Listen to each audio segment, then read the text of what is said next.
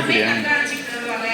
எல்லாமே எமிஸ் வலைதளத்துல அதை அப்டேட் பண்ணுவாங்க. அந்த அடிப்படையில தான் எந்த குழு வெற்றி பெறுகிறது, எந்த குழு அருமையா நடந்து கொள்கிறது அப்படிங்கறத வந்து முடிவு பண்றது அந்த எம்எஸ்ல இருந்து தான் முடிவு பண்ணுவாங்க.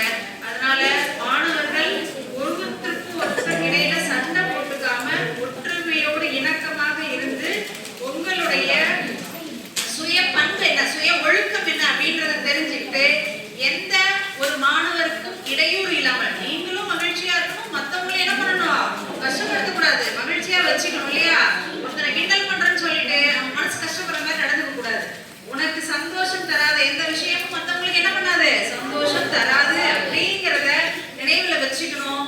எப்பவுமே இன்னொருத்தர் இடத்துல இருந்து நம்ம பார்க்கணும், ஒருத்தன் கஷ்டப்படுறோம் அப்படின்னா அந்த இடத்துல நம்ம இருந்தா எப்படி இருக்கும் அப்படிங்கிற எண்ணம் கண்டிப்பா ஒவ்வொருத்தருக்கும் இருக்கணும். அப்படி இருந்தாக்க மற்றவங்க கஷ்டப்படுற மாதிரி நீங்க நடந்துக்க மாட்டீங்க.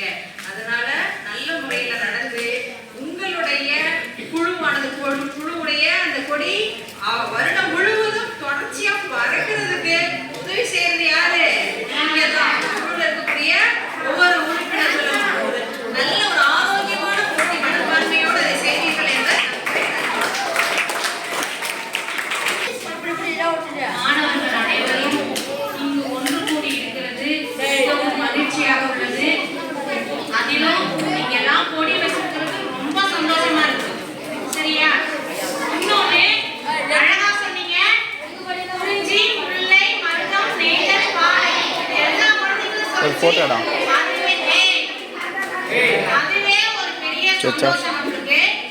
இப்ப இந்த 5 குழு இருக்குல்ல, இந்த 5 குழுல யாரு ரொம்ப பர்ஃபெக்ட்டா செய்றீங்களோ, உங்களுக்கு கொடுக்கக்கூடிய வேலையை பர்ஃபெக்ட்டா யார் செய்றீங்களோ அந்த கொடி ஒரு மாசம்